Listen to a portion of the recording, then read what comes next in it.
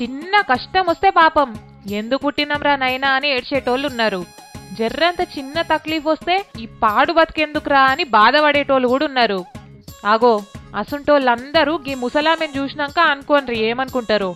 ఈ రాగి చెట్టు కింద చెప్పులు కుట్టుకుంటా ముసలామె కనిపిస్తుంది కదా, ఒకటి కాదు రెండు కాదు 60 ఏళ్ల సంది ఇదే చెట్టు కింద చెప్పులు కుట్టుకుంటా బతుకుతున్నది. ఇంతకీమెకి ఎన్నేళ్ళు అనుకుంటుర్రు? 97 ఏళ్ళు. తొందరలోనే 100 కూడా కొట్టబోతున్నది. ఏ ఒక్కరి దగ్గర చెయ్యి జాపలేదు, ఎవ్వరిని రూపాయి అడుక్కోలేదు. రెక్కల కష్టాన్ని నమ్ముకొని కావలసిన పైసలు సంపాదించుకుంటున్నది. ఇక రోజుకు 50-60 రూపాయలు వస్తాయి.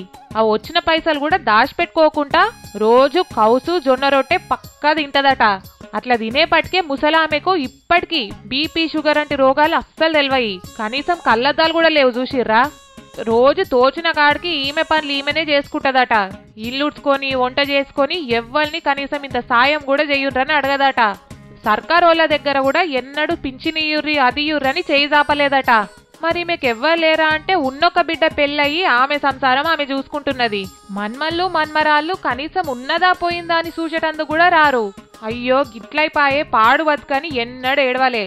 నా తలరాతని నా చేతి కష్టంతోని మార్చుకుంటా అంటున్న నీ గట్టి సంకల్పానికి మా తీన్మారోళ్ళు సలాం చేస్తున్నారు.